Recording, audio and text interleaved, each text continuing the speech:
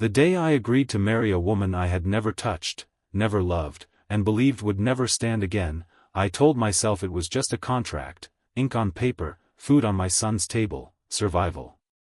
But when the wedding hall fell silent, when the wheelchair stopped moving, and when she rose, slowly, painfully, defiantly, and looked straight at me and said, "This marriage was never meant to save me, it was meant to reveal you," I realized some bargains are signed by fate, not fear that I became a single father the same night I buried my wife.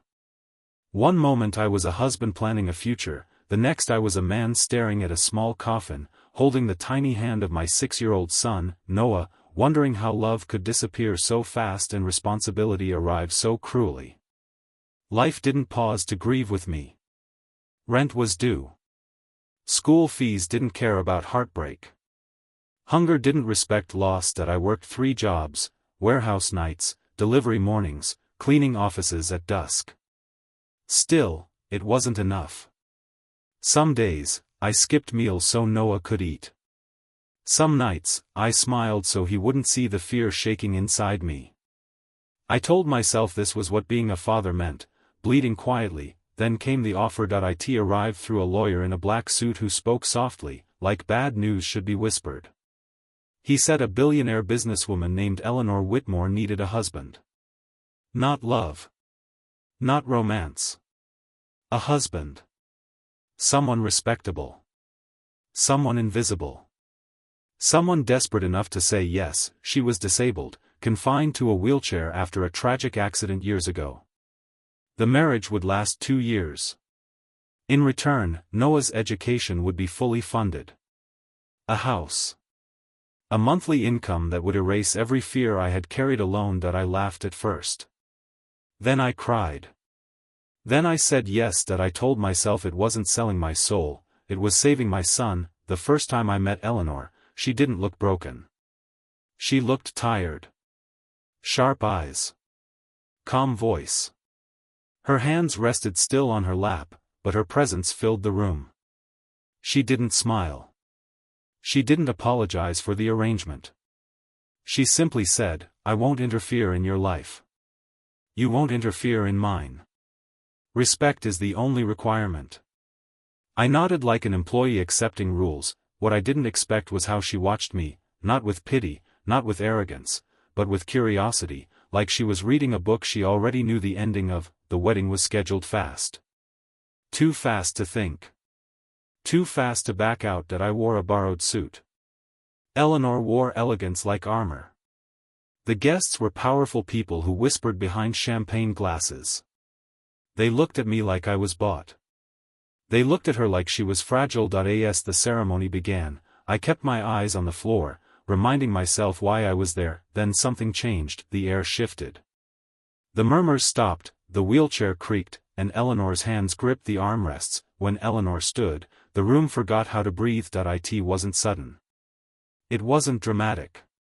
It was slow, painfully slow, like each inch upward carried years of suffering.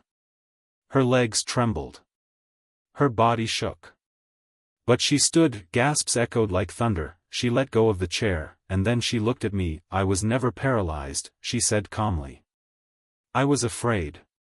Shock froze everyone in place, including me. She turned to the crowd, her voice steady but raw.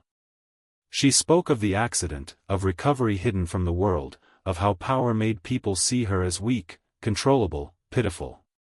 She said the wheelchair became protection. A test. A filter. Men came for my money, she continued.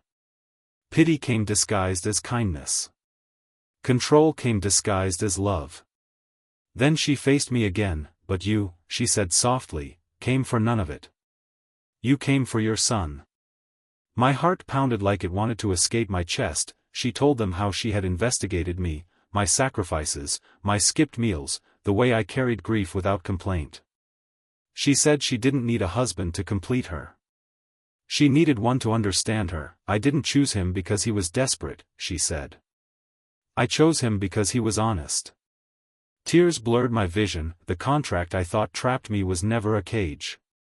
It was a door. That night, Eleanor walked, slowly, unevenly, beside me, not ahead, not behind. We spoke for hours. About loss. About fear.